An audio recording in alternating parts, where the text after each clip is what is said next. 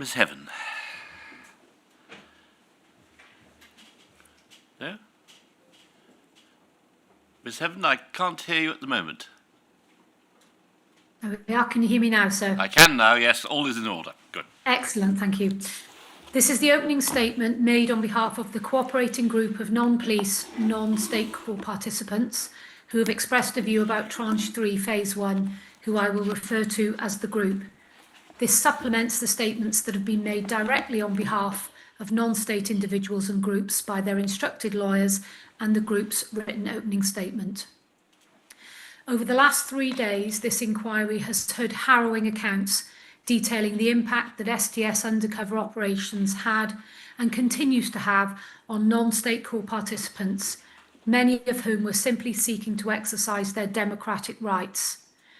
The inquiry has also heard more admissions from the Metropolitan Police Service, MPS, on behalf of the Commissioner in respect of what is described as, quote, the serious wrongdoing by some undercover officers and serious mismanagement by SDS and Metropolitan Police Special Branch managers.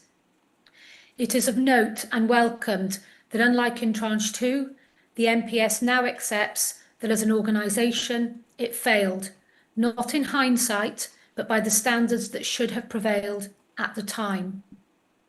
The group also welcomes the acceptance from the MPS that their reliance on the policy to neither confirm nor deny NCND was wrong, as it prioritised secrecy over openness and candour. However, it must not be forgotten that reliance on NCND has historically informed how the MPS has approached this inquiry, including in MPS submissions in 2016 on the correct legal approach to the making of restriction orders by this inquiry. The opening statement made by Mr. Imran Khan, King's Counsel, on behalf of the Blacklist Support Group core participants, sets out in more detail how the MPS's reliance on NCND frustrated their search for the truth in respect of blacklisting. This is just one example of the impact of MPS reliance on NCND. Despite the admissions that have been made, the group questions whether the MPS has in fact gone far enough in this inquiry. The opening statement for the MPS in Tranche 3 rightly accepts that, quote, reporting on family justice campaigns, including about the Lawrences, was known to senior officers in the Metropolitan Police Special Branch and the MPS. However, it remains notably silent when it comes to identifying who, at the highest operational and political levels, was demanding and directing unlawful STS intelligence gathering. The group asks why there are no admissions and indeed no apology from the MPS for the direct involvement of their own former commissioners and deputy commissioners in what was an obviously unlawful and racially discriminatory system of policing. If the MPS want to demonstrate a full commitment to candour, transparency and frankness in this inquiry, then they must publicly explain the role played in STS targeting by those at the highest levels within the MPS. They must also directly address the concerns raised by some non-police state court participants that STS targeting arose in part because of political pressure being applied by the Home Office. Over the years, the senior leadership of the MPS have sought to deny any connection with and knowledge of STS targeting. In 2013, in his interview with Mark Ellison, Sir Paul Condon claimed not to know about the STS, stating, quote, I do not remember any piece of paper or briefing or any meeting where I thought, that is the Special Demonstration Squad. However, it is now clear from the material before the inquiry in Tranche 3 that it is simply unsustainable for Sir Paul Condon to maintain a position of blind ignorance in respect of the SDS. The evidence plainly shows that Sir Paul Condon met with SDS undercover officers to briefly discuss their operations when he visited the SDS safe house to thank them following the Welling demonstration. As also identified in counsel to the inquiry's opening statement on Monday, entries from the minute sheet accompanying the 1996 to 1997 SDS annual report show that Sir Paul Condon and the then Assistant Commissioner of Special Operations, Sir David Baroness, saw the report and lavished high praise on the SDS. Of note, this is the same annual report that referred to the SDS's long-term operations, including into left-wing groups and, quote, community-based pressure groups. However, the evidence in Tranche 3 goes even further and suggests that the senior leadership of the NPS were also customers for SDS intelligence. As the inquiry also knows, HN81 cover name David Hagan told Operation Hearn that he, quote, was informed at the height of the Macpherson inquiry that my reporting was going straight to Sir Paul Condon's desk each morning via DS Steve Beales. DS Hedley passed on to me from DS Steve Beales, congratulations from the Commissioner for your excellent reporting. We can see that HN81 Hagan's reporting was clearly of interest to senior NPS officers, as his 1998 to 1999 annual performance review stated that, quote, he, quote, collated and disseminated a series of reports which ensured that the Commissioner and his closest colleagues were kept appraised of sensitive issues as they unfolded. This was further confirmed in a 2006 report which described HN81 Hagan's contribution to senior NPS officers as, quote, both timely and significant. There is other evidence to suggest that senior NPS leadership authorised SDS targeting. HN72 held a senior managerial role as the Detective Inspector of the SDS from 2005 to 2007.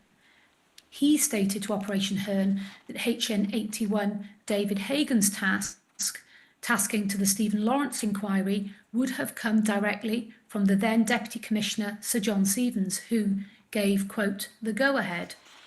Sir John Stevens was also in place in 2003 when HN43 Peter Francis made a witness statement in his civil claim against the NPS. The inquiry has heard the powerful opening statements made on behalf of Dr Neville Lawrence, Baroness Lawrence OBE and Michael Mansfield, King's Counsel. They are in no doubt that the concern expressed at the highest levels of the NPS, that Baroness Lawrence and her family were, quote, a problem, demonstrates that the suggestion that the Lawrence family were the subject of collateral intrusion is simply untenable. The opening statement made on behalf of Dwayne Brooks OBE explains how John Grieve, as Deputy Assistant Commissioner of the NPS and head of the Stephen Lawrence murder investigation, covertly recorded meetings he had with the Dwayne Brooks' legal team.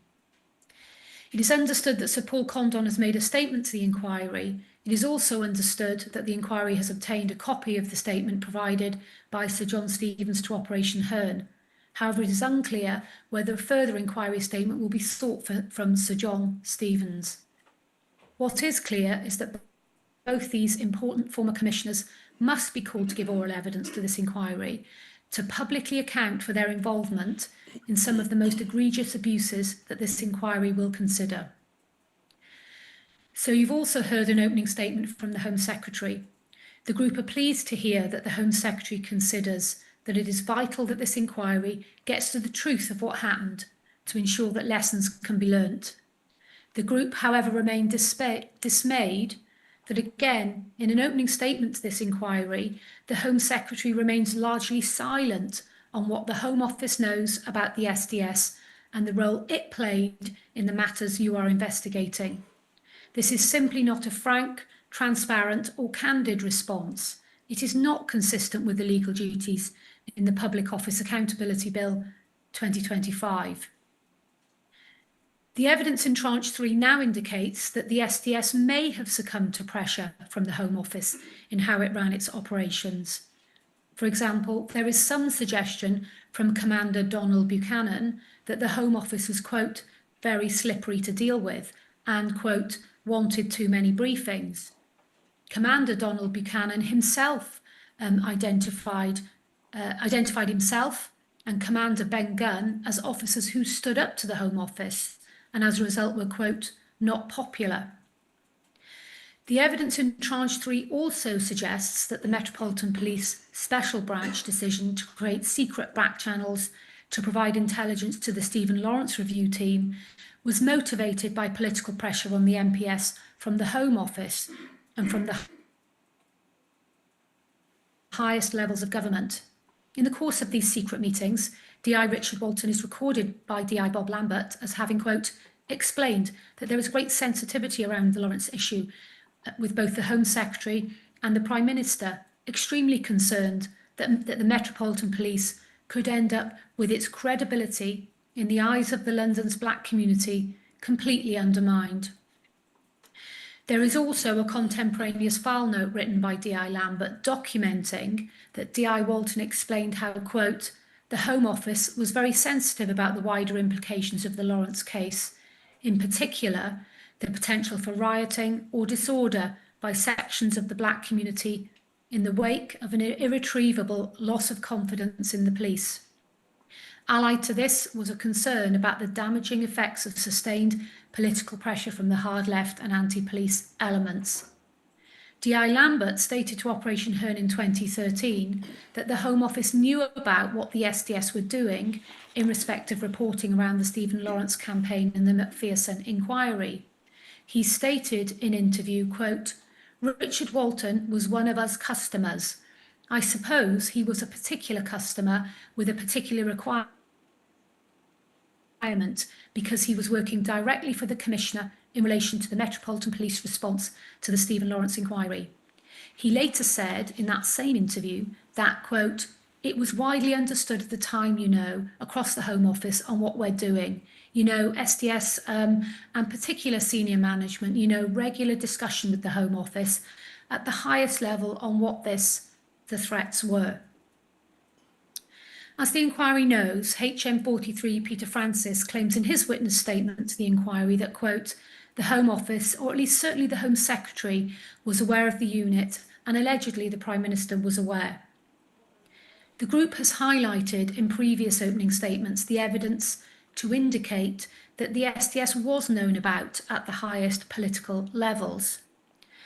There is now evidence in Tranche 3 indicating in a renewal of authorisation that certain reporting produced by HN 104 Carlo Sirachi, cover name Carlo Neri, was noted to have, quote, been invaluable to the Security Service and the Cabinet Office. Why was the Cabinet Office so interested in SDS reporting, the group asked? This question must be explored in this inquiry. Disclosure in Tranche 3 raises even more questions as to the extent to which the SDS was known about at highest levels of government. HM43 Peter Francis has provided documentation created for the 1983 Metropolitan Police Special Branch Centenary Ball, which was attended by the then Prime Minister Margaret Thatcher and the then Home Secretary William Whitelaw. This documentation includes handwritten comments from former Prime Minister Mrs Thatcher with an attached briefing document on the Metropolitan Police Special Branch on which someone has written the words, the SDS. The handwriting which says the SDS has been redacted by the inquiry, which prevents comparison with the other handwriting in this document. The inquiry should ascertain who made this document and clarify who made the annotation, the SDS. Reflecting on the way in which the SDS was an affront to the rule of law and a rules-based democracy, Michael Mansfield, King's Counsel, makes the following observation in his written opening statement to the inquiry. Politicians must account through oral evidence in Tranche 3 for the central role that they played in the sanctioning of the SDS and its activities. Oral evidence from those politicians involved is the only way for the inquiry to get to the heart of this attack on the rule of law. These politicians must be questioned on the political motivations for specific undercover reporting. The fact to this day the Home Office and NPS are unwilling to admit the political motivation for the SDS activities demonstrates that the affront to the rule of law is ongoing. The Home Office has confirmed in its Tranche 3 opening statement that it has not been asked to provide a witness statement to this inquiry. Given the lack of candid engagement by the Home Office in this inquiry, surely the time has now come for the Home Office and other relevant departments of state to provide corporate witness statements to this inquiry. The group supports and reiterates what has been said by Imran Khan, King's Counsel, in the written opening statement submitted to the inquiry, namely that without clarity on the chain of accountability, the inquiry risks leaving unexamined the systematic and institutional forces that enabled unlawful SDS surveillance.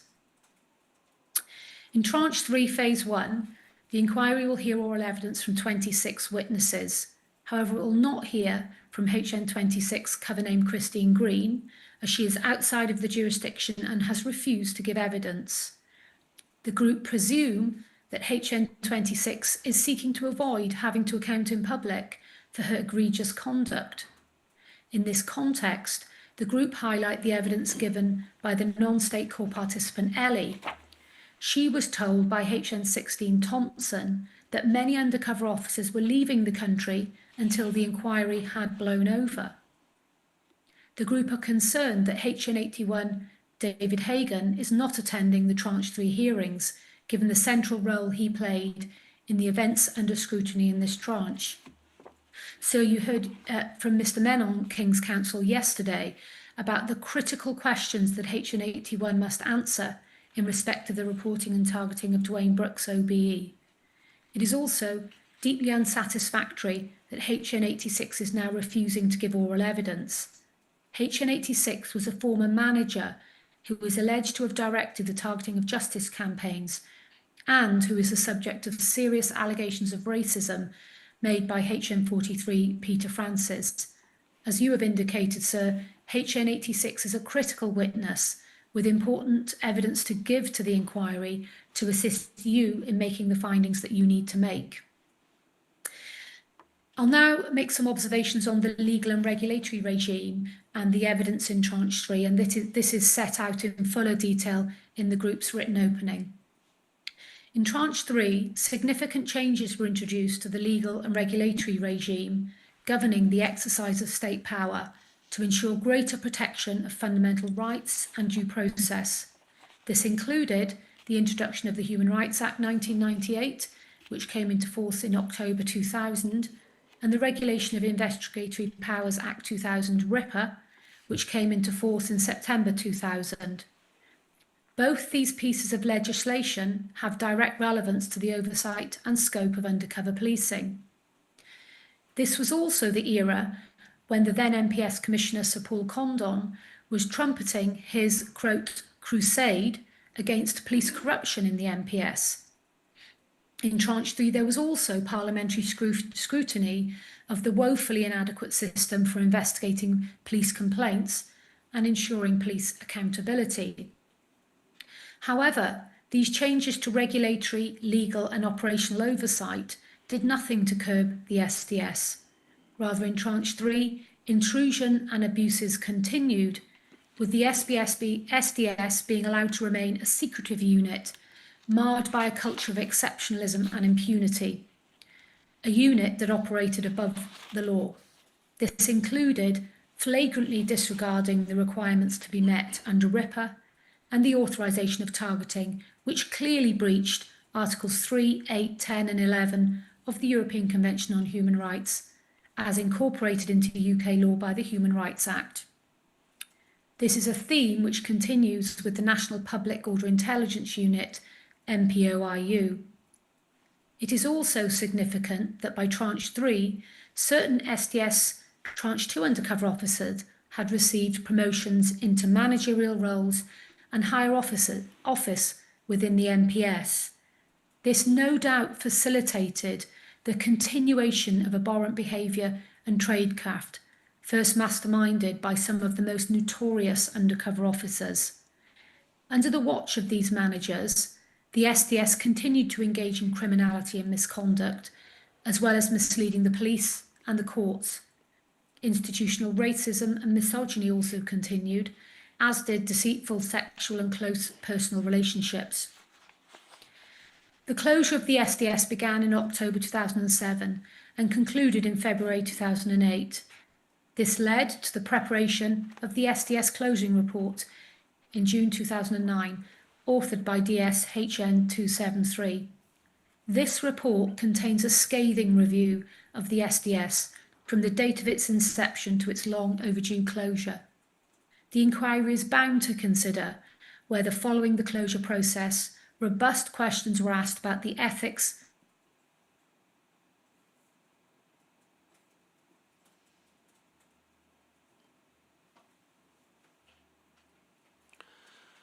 I'm afraid technology has intervened and cut you off. Sorry? I'm afraid that for reasons I don't begin to understand, you were cut off in the mid-sentence. Okay, I'll start again. Can you hear me now? Yes, I can. The inquiry will know from the STS closing report that there probably were some attempts to cover up STS practices before the review took place, because the closing report states, quote, "There is a possibility that an element of weeding has been done and that the papers left at Tintagel House represent what was considered appropriate for retention or independent review. Conversely, the written record of STS activity and some of its consequences may have been completed in a manner that left little trace of matters detrimental to the squad. The inquiry will also need to consider the extent to which certain STS tradecraft was knowingly exported around the country by NPOIU undercover officers. As the inquiry knows, the STS and NPOIU overlapped for several years, and NPOIU tradecraft often mirrored that used by the NPS. For example, HEN12 Mark Kennedy used the cover job of being a delivery driver, incorporated a traumatic backstory into his legend in order to exploit sympathy and build trust amongst the target.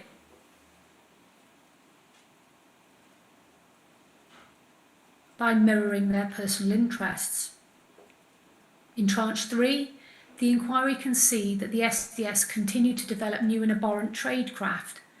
This included, for example, customers from the wider special branch meeting STS operatives at STS manager and cover officer home addresses.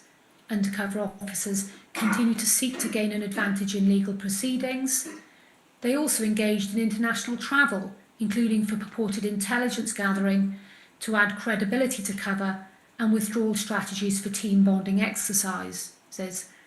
There was also an expansion of the use of deceitful sexual relationships, and you heard yesterday about HM15 Mark Jenner's long-term cohabitation with Acheson at her home address and the devastating effect of his conduct. There was increasing usage of cover vehicles to include minibuses. Undercover officers joined trade unions, and whilst there was a cessation of the use of deceased children's identities, there was the unauthorised use of the identity of Kevin Crossland by HN16 James Thompson. STS undercover officers even enrolled in college. Tranche 3 also sees the extensive use of code names by undercover officers, perhaps suggesting the extent to which they revelled in the secretive nature of their work, whilst at the same time operating under an exaggerated perception of risk. A few examples include HM104 Carlo Sirachi, who is referred to as Craggy Island, HN81 David Hagan as Windmill Tilter, HM5 John Dines as Hawke's Bay, HM3 John Bishop as Red Herring and Quill Feather, HM14 Jim Boiling as Psycho Dream, and HN15 Mark Jenner as Touchy Subject. I'm now going to turn to make some specific comments about HN16. HN16 James Thompson's activities provide for one of the most egregious examples of an undercover officer left to his own devices over many years, exploiting the weak oversight systems of the SDS and the Metropolitan Police Special Branch. HN16 Thompson was often referred to at the time by his targets as James Blonde or Posh Sab. He used his role as an undercover officer to manufacture reasons to travel around the world on trips authorised for intelligence gathering or operational purposes, which produced little to nothing by way of intelligence. His deployment involved sexual relationships with at least 2 deceived women and other examples of serious misconduct, including criminality, for which he was not formally disciplined or prosecuted. Rather, he was protected by senior officers within the Special Branch. Even after these issues emerged, HN16 Thompson went on to enjoy a career elsewhere within the special branch, later apparently holding a teaching position at Brunel University and taking on his current role, which he has opaquely referred to as, quote, Security Manager for Middle East and North Africa. HN16 Thompson lacks credibility and has a proven record of lying to this inquiry. During the inquiry's anonymity process, HN16 Thompson was specifically asked about whether he had any relationships with 4 females, Sarah, Ellie, Wendy and Lucy. In his response, he denied inappropriate relationships with all 4 women, knowing that his denial would be submitted to the inquiry for the purposes of a closed hearing to consider his application for anonymity. HN16 Thompson only provided the inquiry with an updated, quote, corrective statement months later, in which he accepted that he had in fact had relationships with 3 of the women about whom he'd been asked to comment, that is Sarah, Ellie and Lucy. However, he only did this after having misled the inquiry, and only when it became apparent that this lie would not stand up to scrutiny. HN16 Thompson's own description is that in lying he, quote, fell back on his, quote, instinct, something which the inquiry must be alive to when assessing his credibility. This conduct by HN16 Thompson follows a long and well-established pattern of deception by him during his deployment, including lying to his managers, making dishonest expenses claims, travelling abroad in his cover identity on trips which were not authorised, and removing pages from his passports to avoid SDS management becoming aware of his activities.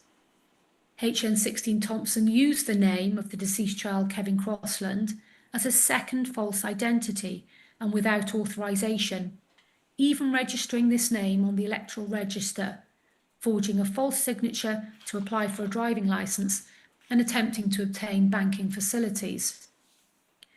The inquiry must therefore be alert to HN16 Thompson's propensity to lie and should not be led astray by his ability to appear, quote, articulate and rational, as he was described at the time by Chief Superintendent HN146 Colin Black.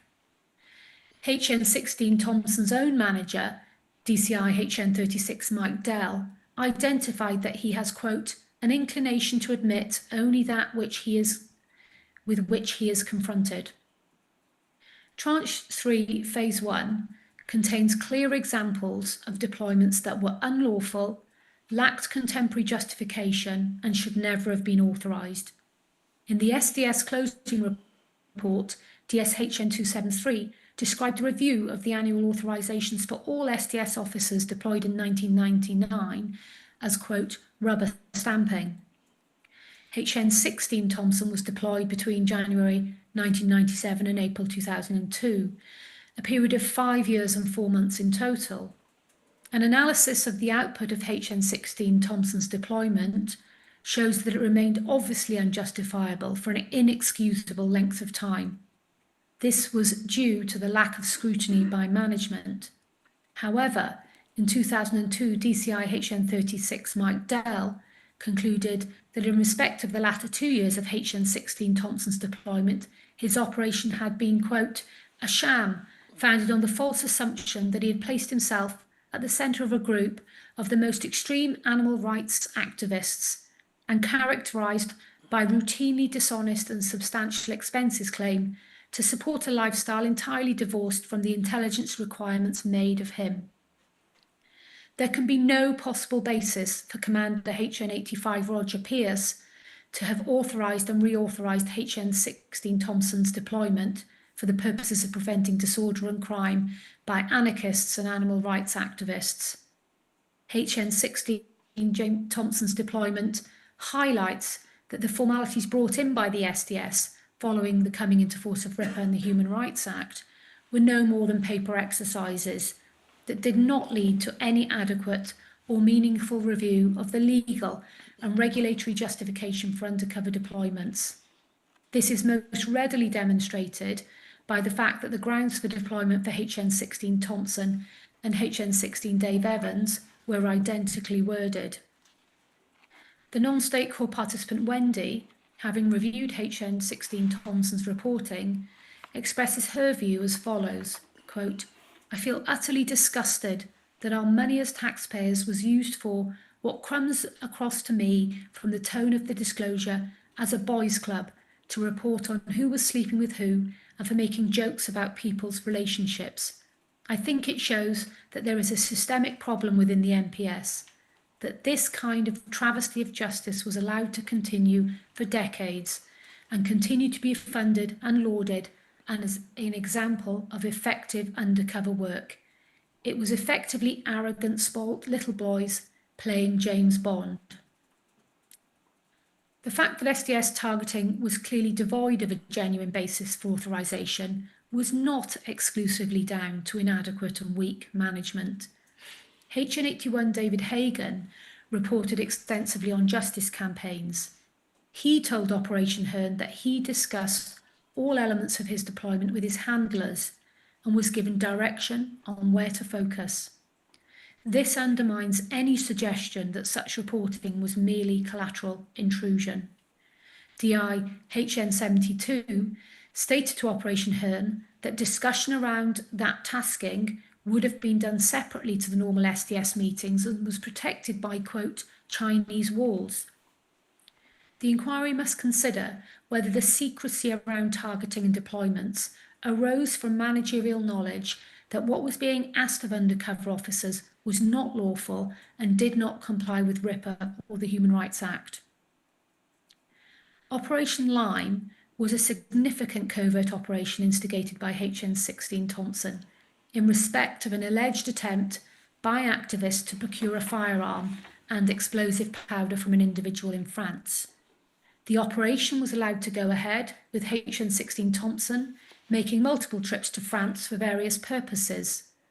However, contemporaneous documents show managers had concerns, both during and after the operation, that HN16 Thompson had fabricated the grounds for the operation to prevent and delay his withdrawal from the field.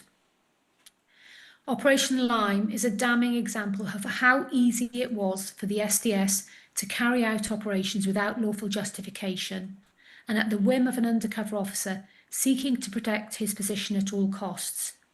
The fact that such an operation was authorised demonstrates the unsuitability of the formal authorisation process in the SDS and the extent to which senior managers failed to assess the veracity of the information being provided to them. Whilst I've highlighted HN16 Thompson as a key example of an undercover officer who was unlawfully deployed, he is not the only example. The involvement of HN26 Christine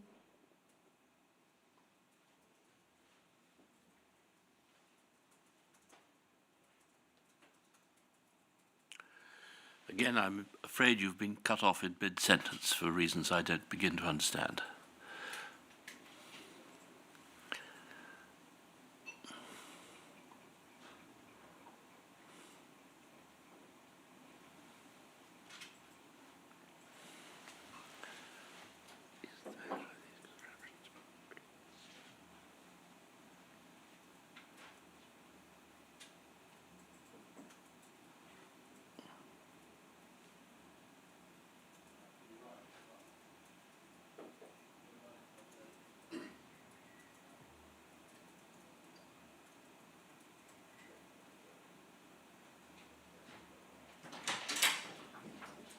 Sorry, sir. His phone connection was dropped out. If you can manage a short break to reconnect. Right.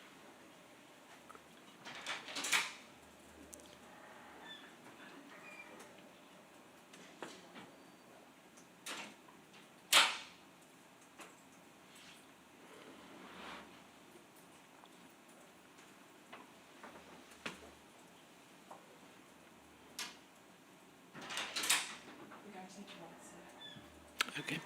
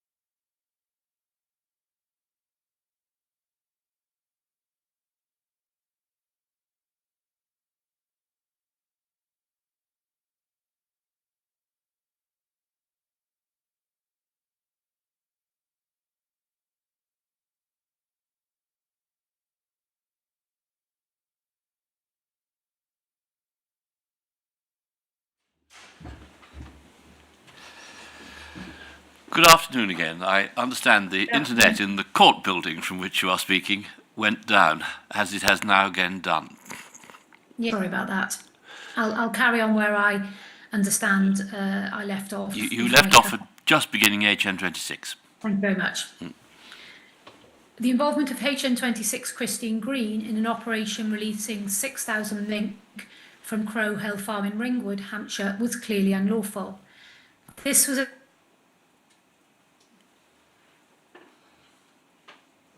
Assistant Commissioner Helen Ball, accepting that, quote, the decision-making surrounded this incident would simply not happen in today's Metropolitan Police Service.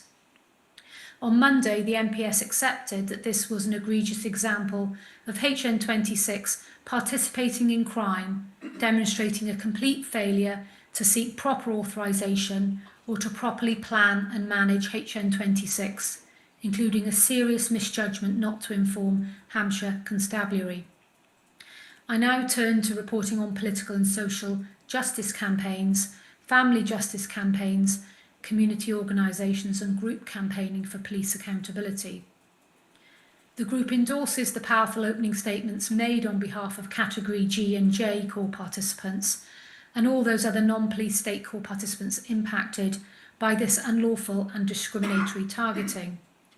By Tranche 3, the direct targeting and reporting on justice campaigns was such an accepted practice within the SDS and wider MPS that it was specifically highlighted in the 1995 to 1996 SDS annual report.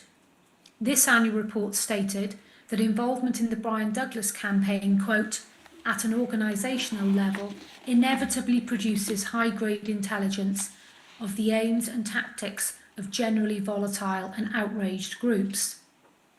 The 1994 to 5 annual report openly noted that, quote, anti-police and anti-criminal justice act campaigns, end of quotes, were key aspects of HM15 Mark Jenner's first year targeting strategy.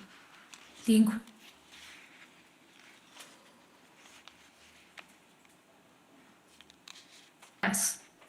HN73 was a special branch officer who liaised with the SDS in Tranche 3.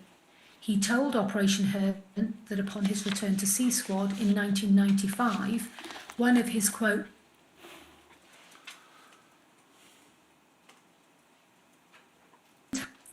in light of the admissions made by the MPS in Tranche 3. Forgive me for interrupting you, but I'm afraid you're being intermittently cut off now, and I didn't catch the last two sentences.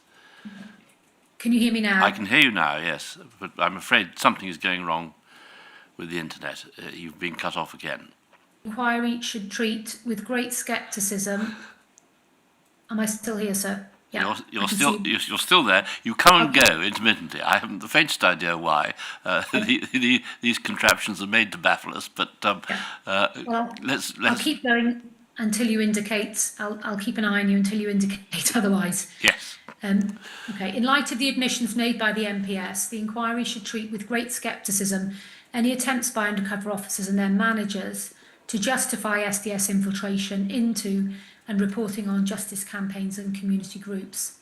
Similarly, the inquiry should not accept that HN15 Mark Jenner's reporting on community-based groups was for public order reasons. HN15 Jenner's entire deployment was curated from the start to allow him to specifically place himself as an anti-establishment figure, to immerse himself in, quote, community activism. HM15 Jenner now attempts in his witness statement to distance himself from the description of his deployment in the 1995-1996 SDS annual report as allowing him, quote, unique access to a range of anti-police campaigns. This lacks credibility. The description of Jenner's deployment was not inaccurate phrasing from management, but rather a clear signal that such campaigns were specifically being targeted. I'll now make some comments on the existential threats to the SDS, and this is set out in much more detail in our written opening statement.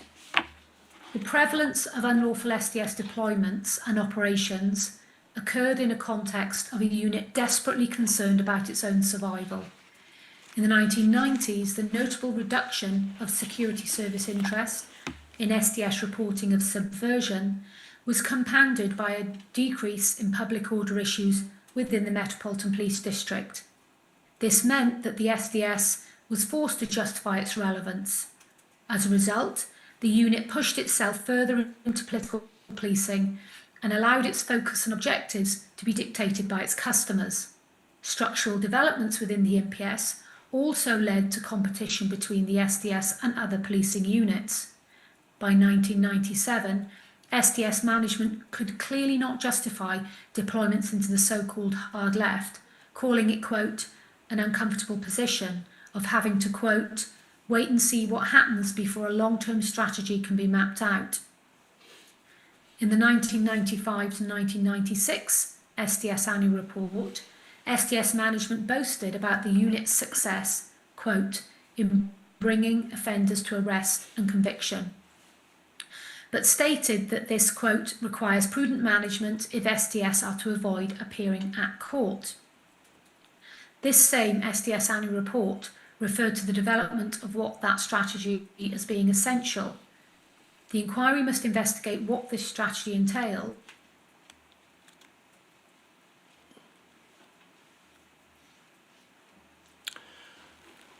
I'm afraid you've been cut off again.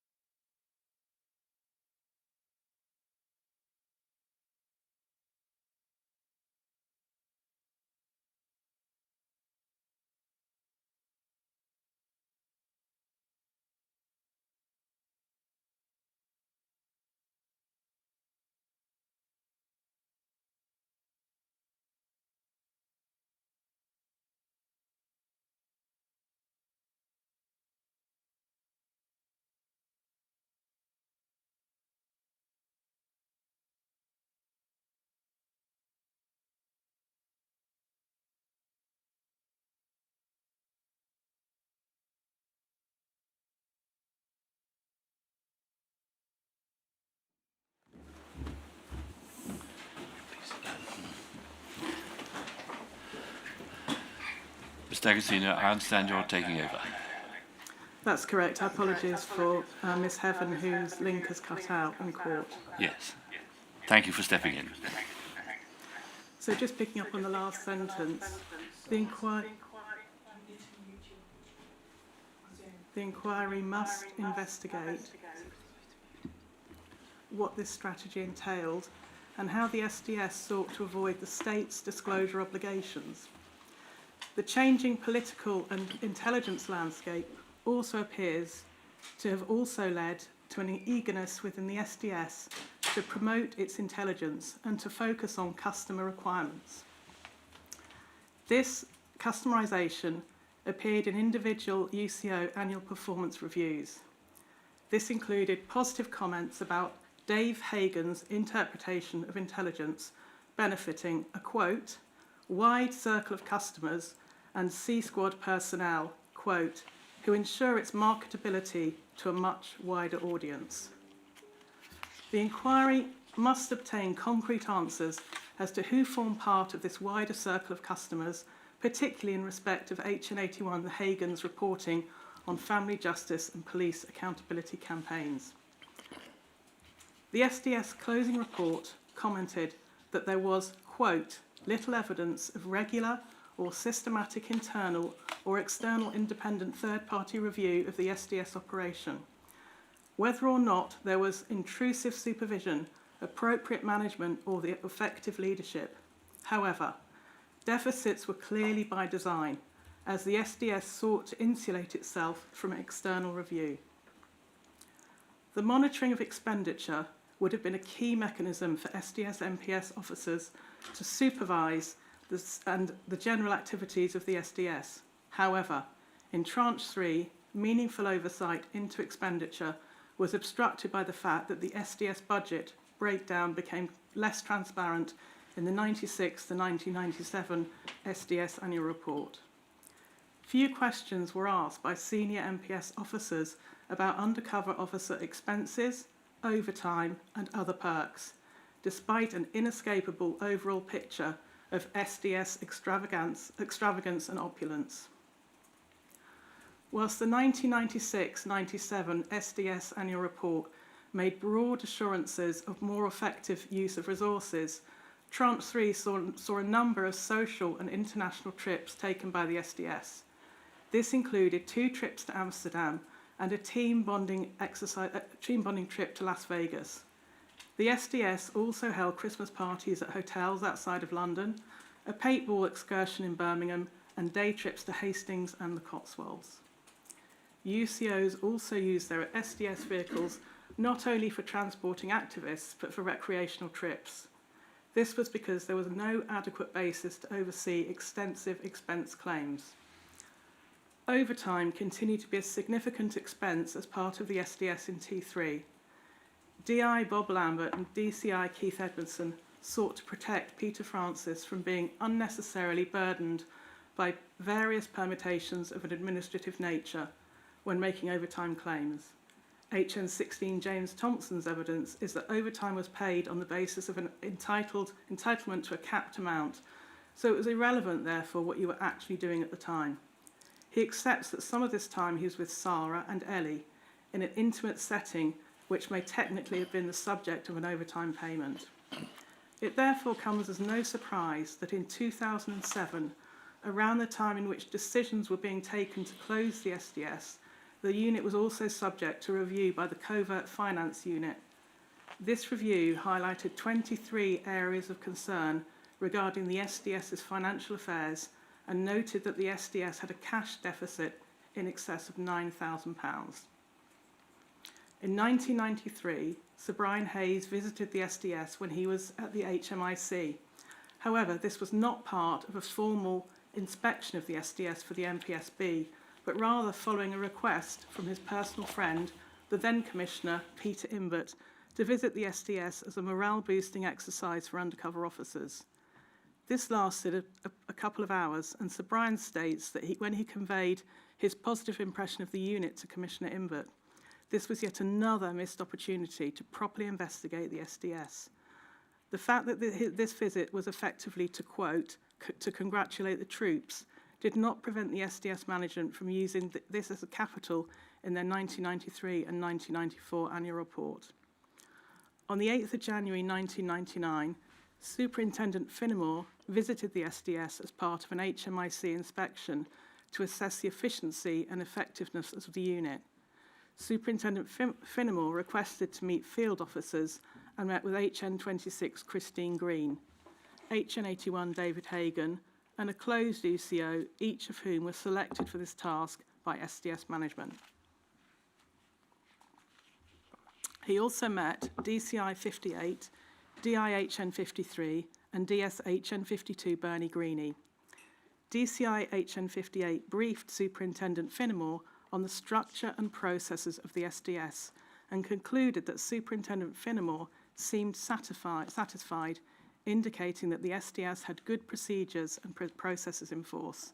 However, the group questioned the robustness of this conclusion, given that the chosen UCOs were explicitly told to refrain from going into too much detail about their operations. An internal SDS note providing directions to the UCOs in advance of this visit records as follows. Each should be clear about their objectives, how their intelligence is likely to be used, and the codes of practice. This clearly reveals the attitude of management that codes of practice were part of an armoury to be deployed as part of any review of the SDS, but the UCOs were not expected to have been already familiar with them in their day-to-day deployments. The group also query whether the 1998 SDS Code of Practice, dated the October 1998, was in fact produced in response to this announced inspection. In the latter part of Tranche 3, there are indications that it was becoming increasingly difficult for the NPSB to ignore the deficiencies of the SDS. The SDS was subject to reports from a body referred to as an internal audit. However, these visits took place infrequently, once in 1997 and once again in 2003 and 2004. The 2003 and 2004 audit concluded that controls which had been introduced in 1997 are either not operating efficiently or are no longer in place. It may be for this reason that in 2004, DCI Richard Walton was tasked to conduct a review of the SDS. It is not yet clear why it was thought appropriate that DCI Walton conduct the review, given his involvement 6 years earlier in obtaining SDS intelligence on matters surrounding the Macpherson inquiry and the Stephen Lawrence family campaign. DCI Walton's report recommended reform in certain areas, but otherwise found the unit to be professionally run and well managed. Despite these positive conclusions, it appears that senior NPSB management was not convinced, as they commissioned a further report almost immediately. This was completed just 2 months later by DS Crane, formerly of the Directorate of Professional Standards. The review included 22 recommendations for reform. The SDS responded in the usual way, demonstrating sheer arrogance born out of an enduring culture of exceptionalism. As described in the 2008 SDS closing report, the SDS responded to the report with a detailed rebuttal, although both subjective and selective, of most of the points and recommendations made. They maligned the manner in which the research had been conducted, describing the work as shoddy and thoroughly dishonest. Senior NPSB management supported most of the recommendations from the review. Recommendations included that the Code of Conduct for undercover Special Branch officers should be updated to reflect RIPA and to include relevant sections of the nationally accepted instructions to evidential undercover officers. This suggests that at this time, the NPSB acknowledged and accepted that the SDS was profoundly out of step with legislative and regulatory requirements of the time. It is inconceivable that the outcome of this review should not have been known about by the Commissioner of the day. Inadequate managerial control. Sir, management of the SDS operated in a purely reactive manner, responding to the eruption of various scandals rather than implementing any proactive attempts to ensure compliant, well-managed deployments. In the wake of the Scott affair and the viability report prepared in respect of the SDS, Commander HM143 Ben Gunn commented that it would be desirable to tighten what was described as the long reins of supervision allowed to daily field officers. Commander HM143 Gunn has accepted in his witness statement to the inquiry that for some reason the envisaged degree of contact was not introduced or not maintained. It would not be credible for SDS managers to suggest in this inquiry that they were not aware of the abhorrent tradecraft in Tranche 3. There is no clearer example of comprehensive managerial knowledge than the titles of the scenario questions prepared for SDS undercover officer candidates during their recruitment process. These scenarios were entitled Fundraising, A Spy in Our Midst, Racial Violence, Sex, Drugs and Rock and Roll, Weary Wedding, Spending Plans, Arrest, Evidence Gathering, The Embassy Plot, Racial Issues, Egghead versus Bonehead, Shopping Nightmare, and To Split or Not to Split. This clearly shows the extent to which the abhorrent SDS tradecraft was encouraged by managers, including DI Bob Lambert. A manager who, as a UCO, committed a litany of misdeeds and abuses as investigated and exposed by this inquiry during Tranche 2. According to Peter Francis, the unethical manner in which the unit was run was integral to its survival. He tells the inquiry, quote, "I do not think the SDS could have run if ethical considerations had come into it. It would have been closed down. Instead of reckoning with its inability to function within necessary legal frameworks, the SDS clearly saw itself as a special and worthy of praise. Effective SDS management was also undermined by UCO cliques. DSHN 52 Bernie Greene was James Thompson's handler and oversaw potential criminal offences by that undercover officer. He told Operation Hearn that he'd not been a field officer himself, and as such had to accept that field officers had their own cliques, and invariably the first port of call for them would be their colleagues or predecessors, mentors who'd been in the field. They were an inner circle you are never part of." HN 43 Peter Francis claims that DIHN 67 was not regarded with esteem by UCOs because he was considered by them to be a shadow paddler. This apparently impacted how undercover officers would behave, as they did not tend to go to DIHN 67 about operational matters. HN 43 Francis also claims that DI Bob Lambert, who replaced DIHN 67, was the highest regarded SDS officer manager who ever served in the SDS, celebrated as a very deep swimmer, and the officer who'd been responsible for the convictions of 2 people for arson at Debenhams. Despite being the detective inspector under DCI Keith Edmondson, DI Lambert was referred to as the linchpin of the SDS.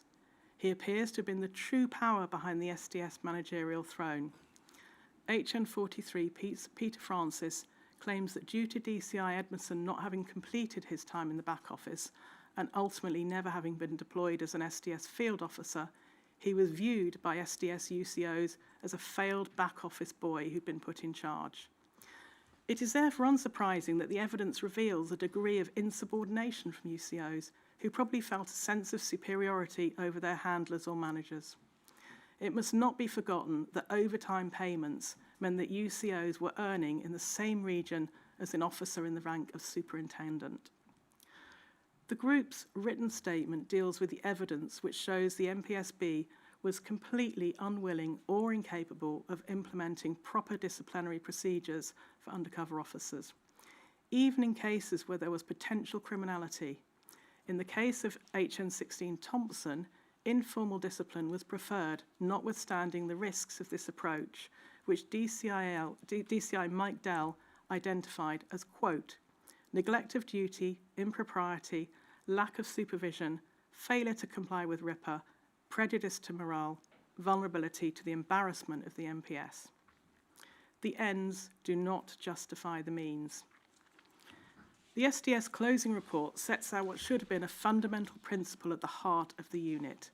We, as a police service, are accountable to those we serve and must act within the law to achieve our goals, whether or not the legislation and constraints placed upon us make it operationally more difficult to reach our desired outcome. In short, the ends do not always justify the means, and it is rarely, if ever, at whatever cost.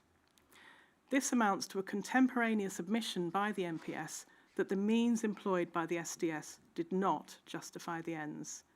The SDS closing report criticised inappropriate reporting on a justice campaign and identified political policing through the evidence of reporting on individuals who appear to hold little more than political views.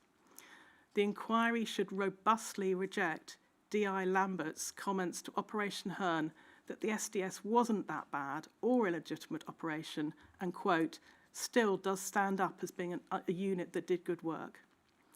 The closure of the SDS also led to the identification of, quote, very serious and deep-seated operational shortcomings that were not in line with national standards which had developed over the years for the conduct of undercover deployments. However, the closure of the SDS did not remedy the inherent issues with intelligence-only undercover operations. This style of reporting continued within the NPOIU, which will be the subject of further exploration in Tranche 4. SDS culture. It appears that all SDS management roles were held by white men. SDS reporting signed off by managers used racist, misogynistic and outdated language well into the mid-1990s. HN16 James Thompson acknowledges that there probably was a general approach then which would be considered to be sexism now. The inquiry will no doubt scrutinise a number of the assertions made by HN43 Peter Francis, suggesting that there was a culture within the SDS of racism and misogyny, including the activities of undercover officers and managers during SDS trips to Amsterdam. A toxic and misogynistic culture within the SDS and the wider MPS also explains the continued tradecraft in T3P1 of targeting and interfering with vulnerable individuals without regard to their well-being. HN16 James Thompson spying on Wendy when she was a minor and when she was extremely vulnerable, including at a time when her mental health was very poor during the terminal illness of her mother. Undercover officers in Tranche 3 Phase 1 continued to choose cover identities younger than their real ages, even after the practice of using deceased children's identities was said to have been discontinued, and UCOs were utilising entirely fictional personas. UCOs also continued to deploy emotionally manipulative withdrawal strategies. The next short section, sir, is on undercover officers' criminality and acting as agent provocateur. There is evidence that suggests that the SDS or MPSB formally sanctioned the practice of acting as an agent provocateur. In a witness statement to Operation Hearn, Chief Superintendent Ray Parker referred to the existence of a document dated 1991, which he says left the impression of being the rules of engagement for an agent provocateur. He commented that he felt quite amazed that it was allegedly part of an SDS, of a special branch document. It is concerning that the inquiry in the MPS have been unable to recover this important document. The inquiry is asked to investigate the conditions under which this document appears to have disappeared. The SDS closing report highlighted concerns about SDS undercover officers joining criminal conspiracies and acting as agent provocateur, having reviewed the documents available in 2009. This report commented on evidence of occasions where UCOs were more than merely joining a conspiracy that was already laid out, but were present when such action was initiated and may have facilitated it. The SDS closing report went on to criticise a lack of appropriate managerial response. By 1995, possible criminality was so ingrained and expected within the SDS that it featured within recruitment interviews. HN81 Dave Hagan was asked about a hypothetical scenario regarding a deployment into an extreme right-wing group where the members are racially abusing an interracial couple and making sexualised comments to the woman. It is perhaps telling that HN81 Hagan answered that he would join in with the abuse to maintain cover. It is even more telling that HN81 Hagan was recruited after answering that he would commit a crime in this scenario, and specifically one which involved both racist and sexist elements. This clearly demonstrates the extent to which criminality, racism and sexism was embedded in the SDS in 1995. Legal professional privilege and reporting on lawyers. The group have highlighted in previous opening statements the shocking tradecraft of reporting on criminal and civil proceedings when reporting on those connected to justice campaigns. HN81 Hagan reported what he claimed to be the advice of Dwayne Brooks's lawyers in respect of his civil claim against the MPS. HN81 Hagan further reported that an individual was intending to sue the MPS, providing details of the solicitor's firm he spoke with and their advice as to how to deal with the matter. HN15 Mark Jenner reported on the McLibel support campaign, including information from Dave Morris about the progress of the trial and revelations that London Greenpeace had been infiltrated on 4 occasions. HN43, Peter Francis reported on the advice given to Lisa Teuscher from the Immigration Advisory Service. The inquiry is asked to identify the customers for these reports and what was done with the information they contained. It appears that either little or no thought was given by the SDS to the risk of reporting on matters subject to legal professional privilege. HN43 Peter Francis claims that he was advised to be arrest savvy, namely, to behave in the same manner as activists if arrested and to even use the same solicitors that they used. There also appears to have been few qualms about reporting on lawyers, and sir, you've already heard today about the impact of this in the opening statement today delivered by Imran Khan, KC, on behalf of Michael Mansfield, KC. Reporting on politicians. T3P1 included continued reporting on politicians and individuals running for political office. HN81 Dave Hagan reported on Alex Owolade's standing in local government election in Angel Ward under a Movement for Justice banner. HN43 Peter Francis similarly reported on a member of Militant Labour becoming a Tower Hamlet councillor. HN81 Hagan states that if a particular Member of Parliament was agitating for unlawful behaviour or was making inflammatory statements, this would have been passed on to undercover officer handlers, but that given prohibition within MPSB of reporting on sitting MPs, he doubts that this would have been recorded in a written report. A report which refers to Dave Nellist provides his MPSB reference and gives the full special branch reference, which indicates that this file was created the same year he was elected as an MP. Dave Nellist, in his witness statement, asked for this inquiry to thoroughly consider whether he was specifically targeted for this reason. Reporting on trade unions. In T3P1, there was a continuation of undercover officers reporting on trade union membership and the activities of individuals and groups. Trade unions continue to have their own Metropolitan Special Branch reference in Tranche 3. HN43 Peter Francis attended trade union demonstrations and reported on union activities. He discloses that if he identified any of his targets as trade unionists, that would almost guarantee they would have a special branch file because trade unionists were seen by their nature as being subversives. HN15 Mark Jenner reported on industrial disputes. He also joined a trade union, namely the Union of Construction, Allied Trades and Technicians, which he claims was done to bolster his credibility. The inquiry must ascertain the true extent of his activities within the trade union movement, given his contradictory accounts of his involvement. On blacklisting and vetting, the practices of undercover officers reporting the employment details of individuals continued into T3P1. The customers for this information, the extent of its dissemination, including for the purposes of blacklisting and vetting, as well as the impact of this reporting, is something which this inquiry must investigate. The Consulting Association possessed a secret database of 3,200 union activists in the building industry, and this was used by the major multinational construction firms to check workers against this list for the purpose of blacklisting those who appeared on it. The Consulting Association held a file in Lisa Teuscher's name. Lisa Teuscher has never worked in the building industry, was reported extensively by Peter Francis. The Information Commissioner's Office stated in 2012 that some of the content contained on the blacklist could only have come from the police or the security services.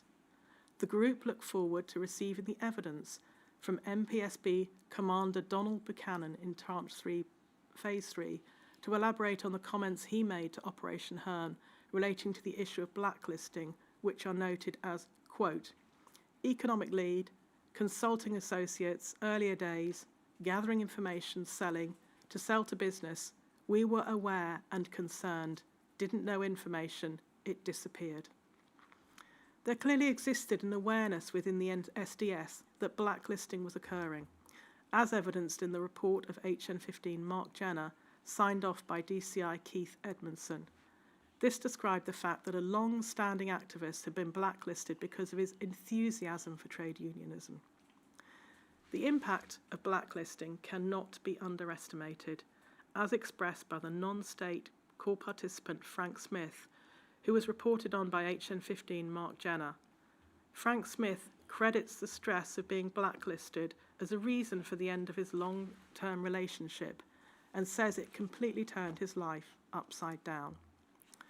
The extent to which blacklisting took place using SDS intelligence and the effect on those who were blacklisted and the knowledge of this practice within NPSB are critical issues going directly to the terms of reference. These issues must therefore be thoroughly investigated by the inquiry in Tranche 3. The group understands that despite this, the inquiry is not calling Dave Smith to give evidence in Tranche 3 Phase 1. Dave Smith was the secretary of the Blacklist Support Group and co-author of the book Blacklisted, The Secret War Between Big Business and Union Activists, and has critical evidence to give to this inquiry. Sir, in conclusion, the group urges the inquiry to be mindful of the duty of candour that is currently before Parliament.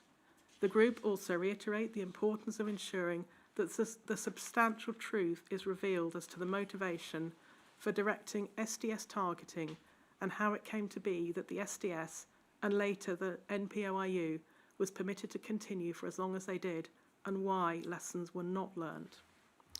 This requires a transparent approach from all the state core participants and all government departments, particularly where they appear in the disclosure. The NPSCPs look forward to hearing how the NPS, the Home Secretary and the security services will fully and candidly account for what occurred in T3 and beyond. Thank you, sir. Thank you very much indeed for stepping in at the last moment to perform a task which you were not expecting to do, in addition to the sterling work that I know you have done on behalf of the participants who you represent. The inquiry, through me, expresses its gratitude to you. Thank you, sir. We will now rise. We will not sit tomorrow. The witness who was going to give evidence, unfortunately, for health reasons, is unable to do so tomorrow. We will resume on Friday with the witness who is known as Sarah.